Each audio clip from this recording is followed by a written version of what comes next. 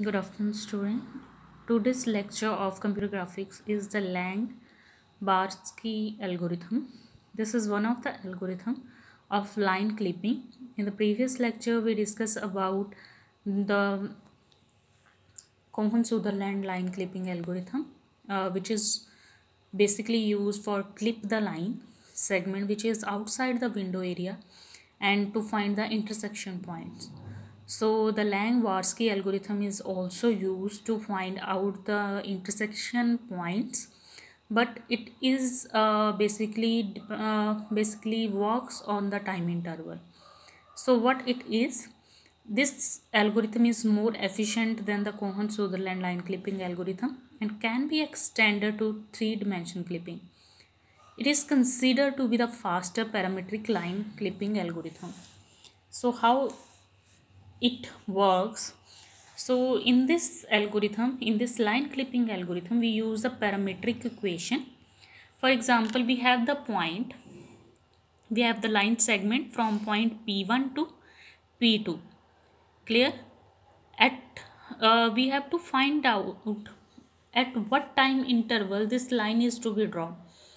कि इस लाइन को ड्रॉ करने के लिए for example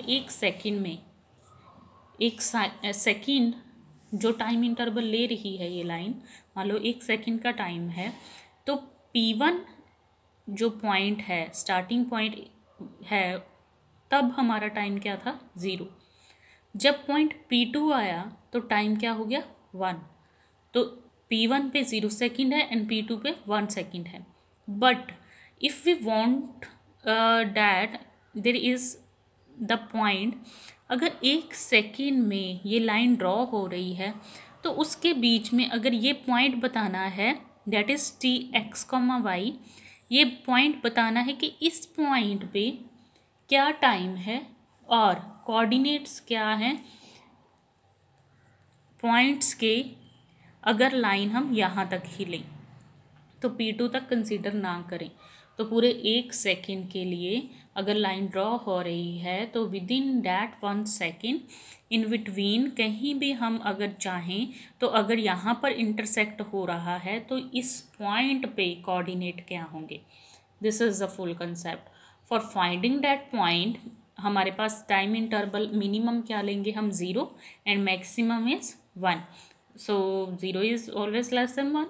So T minimum is less than T maximum. T is the time interval. So there is the parametric equation which is to be used. The parametric equation at time t for x variable is 1 minus t x1 plus t x2. इस line के लिए अगर इस point पे हमने intersection point use करना है, then हमारे पास पैरामीट्रिक इक्वेशन क्या बनती है, 1 minus T x1 plus T x2। Similarly y coordinate के लिए 1 minus T y1 plus T y2। Clear? अगर हम इस इक्वेशन को सॉल्व करें, x1 into 1 x1 minus T x1 plus T x2 and it will becomes x1 t common आ जाएगा, x2 positive है, फ्रंट पे आ गया, नेगेटिव बाद में माइनस x1। क्लियर? और इसे हम x2 माइनस x1 को क्या लिख सकते हैं, और थीटा x। क्लियर? तो it becomes x equal to x1 plus t theta x। Next क्या है, y इक्वल्स टू, सिमिलरली ये इक्वेशन को सॉल्व करेंगे तो हमारे पास इक्वेशन क्या आ गई, y equals to y1 plus t delta y। Clear? तो इसे डेल्टा x और डेल्टा y बोल देंगे। तो हमारे पास पैरामीट्रिक इक्वेशंस क्या बन गई अब, x equal to x1 plus t delta x and y equals to y1 plus t delta y। Clear? तो अगर हमारे पास इक्वेशन हम मानते हैं कि अगर विंडो साइज़ की बात करें, जैसे हमने कोहन-सुदरलैंड में की थी बात, कि हमारे पास 2 कोऑर्डिनेट सिस्टम है x, y एंड उसमें हम एक विंडो ड्रॉ कर रहे हैं रेक्टेंगुलर एरिया। तो रेक्टेंगुलर एरिया में कौन सा पॉइंट एग्जिस्ट करता है, उसके लिए इक्वेशंस क्या थी कि x जो है x मिनिमम से ग्रेटर हो वैल्यू और x मैक्सिमम से लेसर हो, then it will exist in the that rectangle area.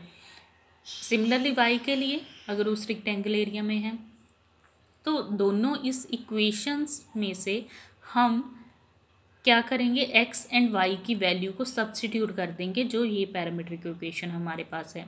Then it will becomes x डब्ल्यू minimum is less than equal to x1 plus t x2 minus x1, that is delta x.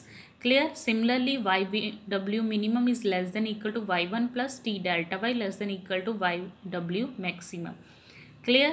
अब हमारे पास दोनों इस equations में से क्या point निकल रहा है कि हमारे पास ये क्या बताता है कि x1 plus t delta x जो है वो ग्रेटर है एक्स डब्ल्यू मिनिमम से.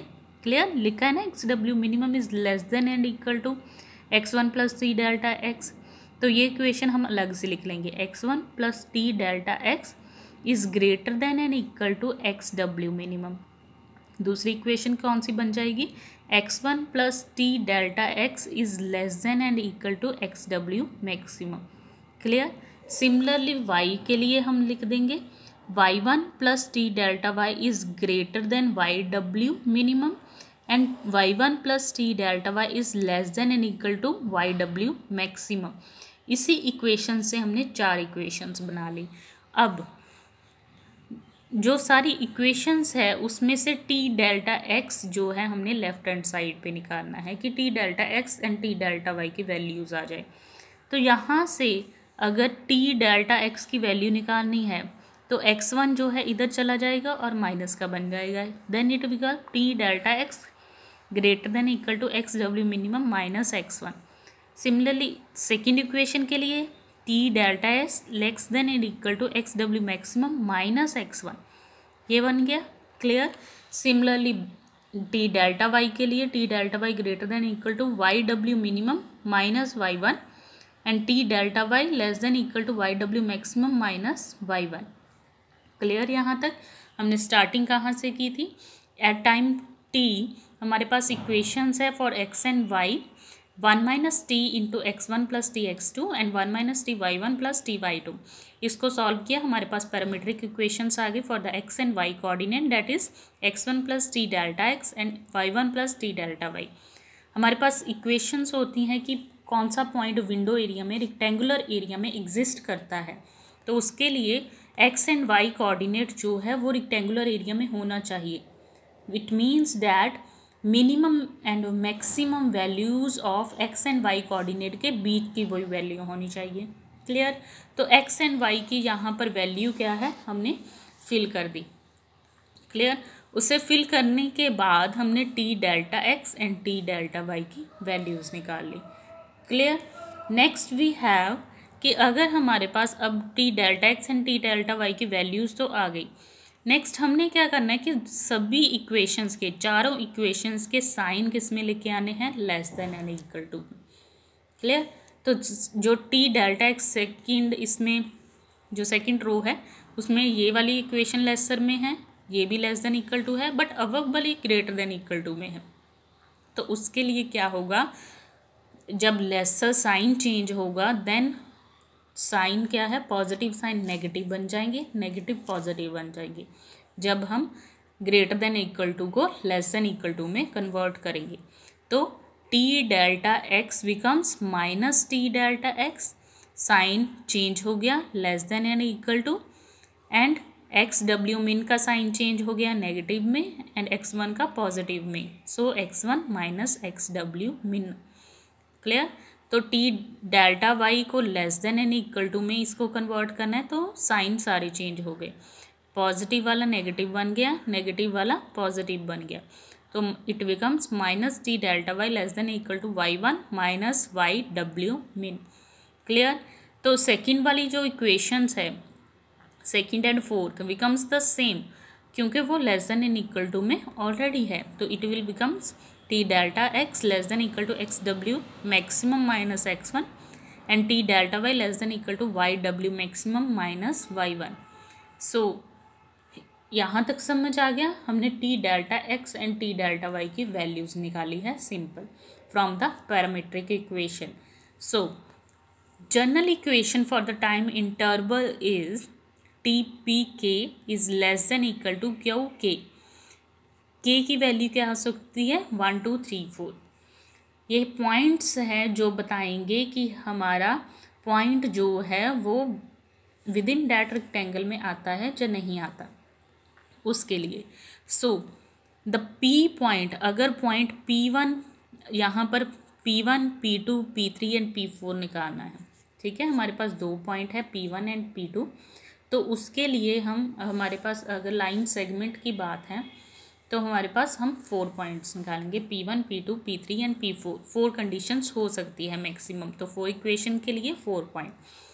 सो अगर हमने P1 यहाँ पर पी के की वैल्यू निकालनी है क्यू के की, तो पी के की फ्रॉम अबव 4 इक्वेशंस, अगर डेल्टा एक्स यहाँ पर टी है लिखा हुआ है, क्लियर, टी दिख रहा है, साथ में हम पी के की वैल्यू के को 1 2 3 4 5 पुट कर देंगे 1 2 3 4 तक, ठीक है।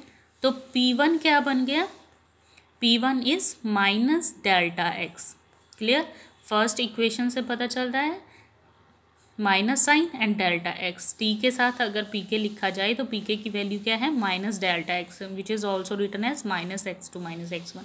इसे हम डायरेक्टली माइनस डेल्टा एक्स लिख सकते हैं।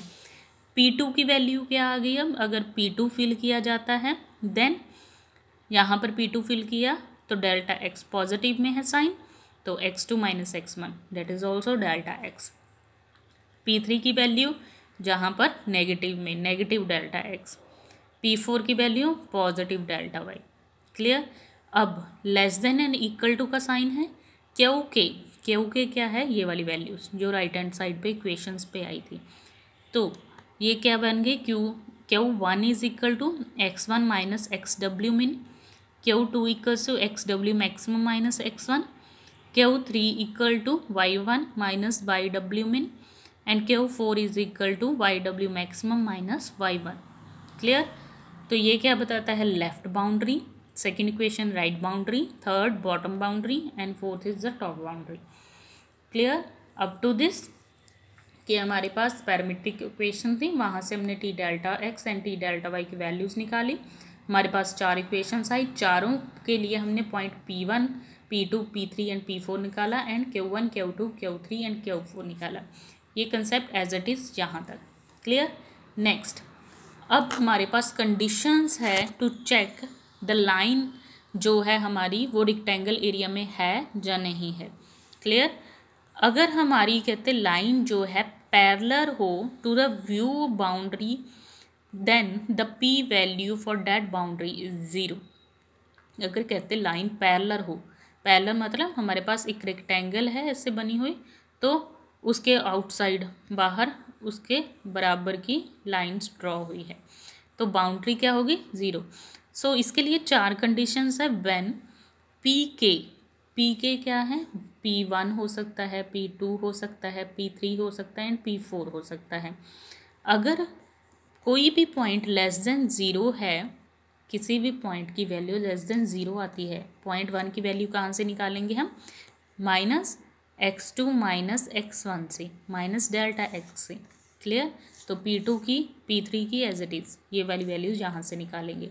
अगर निकालने के बाद वैल्यू लेस देन 0 आती है किसी भी पॉइंट की, तो ये क्या बताता है एज टी इंक्रीजेस, अगर टाइम इंटरवल इंक्रीज हो रहा है तो line goes from outside to inside, कि पॉइंट आउटसाइड, पहला पॉइंट आउटसाइड होगा और दूसरा point inside the rectangular area होगा।